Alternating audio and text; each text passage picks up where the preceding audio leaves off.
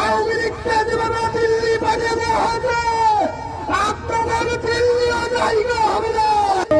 আমরা পরবর্তীকালীন সরকারকে বলতে চাই, ছাত্র শিবির যে দাবি নিয়ে আজকে রাজপথে নেমেছে, এই দাবি শুধু ছাত্র শিবিরের দাবি নয়, এদেশের কোটি কোটি মানুষের দাবি। এই দাবি মেনেতে আপনারা তাল বাহানা করবেন না।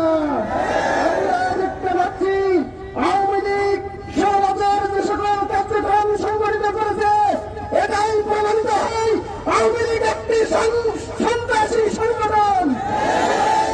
আওয়ামী লীগ তাদের সন্ত্রাসী কার্যক্রম সংগঠিত করার দুঃসাহস করে দেখায়। বাংলাদেশের মানুষ পৃথিবীর পাশের কেরালা নিয়ে তাদের কান্না মেরে ঠান্ডা করে দেবেন। আমরা গতকালকে লক্ষ্য করেছি, বিএনপির মহাসচিব মির্জা ফখরুল তিনি বলেছেন, তারা যদি ক্ষমতায় যায় তাহলে আওয়ামী লীগের সকল মামলাকে নাকি প্রত্যাহার করে দেবে। এই দুঃসাহসিকতা দেখাবেন না। যদি দেখেন আওয়ামী লীগকে যেভাবে দিল্লি পাঠিয়ে দেওয়া হয়েছে, আপনাদের দিল্লিও জায়গা হবে না।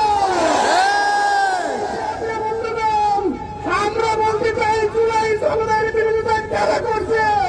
যারা বুঝতে পারছে যে ক্ষমতায় যদি তারা যায় তারা স্বৈরাচার হয়ে উঠবে, এজন্যই তারা জুলাই সমাজের বিরোধিতা করছে। আমি আমার কথা শেষ করছি। বাংলাদেশ জিন্দাবাদ, ইসলামী ছাত্র শিবির জিন্দাবাদ। প্রিয় দর্শক শ্রোতা, এত সময় ধরে আপনারা সাতক্ষীরা শহরের শিবির সভাপতির বক্তব্য শুনেছেন, খুব ভালো লেগেছে তাই না?